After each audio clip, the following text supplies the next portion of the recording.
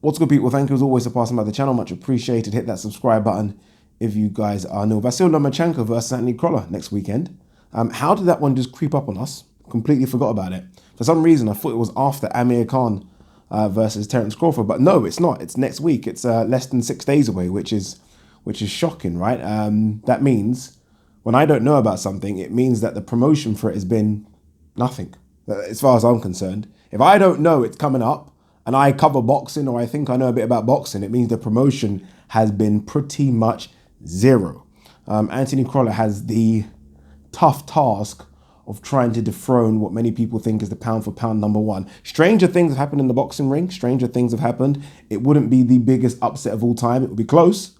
It'd be up there. It might be in the top 10 or 15, but stranger things have happened. It's weird, this fight, because anyone that types anything negative about this fight or about Anthony Crolla's chances seems to get a backlash from any professional boxer out there on Twitter, right? You can't say something like Anthony Crolla doesn't have a chance, or why is Anthony Crolla fighting Lomachenko? You can't say those things, right? You've got to be like, let's get behind Anthony Crolla. And a lot of them have responded and saying things like, get behind him, get behind him. See, the problem I have with that, it kind of works both ways, right? If the powers that be were behind him, we would probably be behind him as well, right? If they believed he was going to win, we might think, you know what, he's got a chance. And I say they in terms of Matchroom and Sky.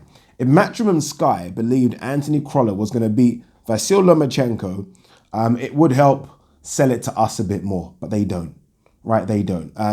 Anthony Crolla is fighting the pound for pound number one in the world, right? It's between him, Crawford, Canelo, right? So he's fighting a guy that's no less than third, right? Was there a UK tour? Did I miss something? I mean, did Vasyl Lomachenko come over and do a UK tour, a face-to-face with Anthony Crolla selling this fight? Don't remember it. I remember Amir Khan, Terence Crawford. I remember that. I remember Bob Arum flying over, Terence Crawford flying over. I remember doing a little face-to-face of that. The media were there. I don't remember seeing a Vasyl Lomachenko, Anthony Crolla face-to-face stare down, unless I've missed it. And this is not me trying to be cocky. Unless I've missed it, I don't remember seeing it, right? I don't remember seeing any like behind the gloves 24/7 package put together as Anthony Crolla takes on, which will be his toughest task ever. I don't remember seeing any of these things. I just don't remember seeing it all, right? I don't see much promotion for the fight either. They don't believe he's gonna win. They don't. All you see is the odd tweet, and all of a sudden we're supposed to believe. They don't, but we're supposed to. It doesn't work like that. It doesn't work like that. They put nothing into this. Nothing. Anthony Crolla is a former world champion. He's not no bum. He's a former world champion taking on one of the greatest boxers I've ever seen. I have to admit, Loma's phenomenal, and they've put nothing behind it. It's almost like you're going to go, you get your payday, whatever. So we're all of a sudden supposed to get behind him and root for him when his promoters and the TV network he fights for just aren't doing anything. And don't say the fight's on Top Rank, that's why they're not doing it. No, I'm not having that. They could still do something. They could still do it. They've done nothing, right? Nothing. The last thing I saw was a tweet when I think Anthony Crolla said something like finishing up camp, going to America now to chase my dream. And I think Eddie Hearn retweeted it. And I was like, oh, good promotion. So why are we supposed to believe him? To be fair, looking at his chances, it's very slim, right? There's no two ways about it. Anthony Crolla's a good boxer. He's not an A-level boxer in anything. And what I mean by that is that he has decent foot movement, right? His ring IQ is pretty good. His punch power is okay. His stamina is very good, I will give you that. So everything's like a C, C, C, C, B, C, C. Do you know what I mean? Everything's like that, which is good. That makes a very good boxer. I mean, hence why he became a world champion. But he doesn't have anything that's an A. Anything that could cause Loma problems, right? For example, if his punch power was an A, like Deontay Wilder's a good example, right? Deontay Wilder's foot movement is a fucking D. Let's be honest. I mean, his balance is a D, right? But his power is an A+.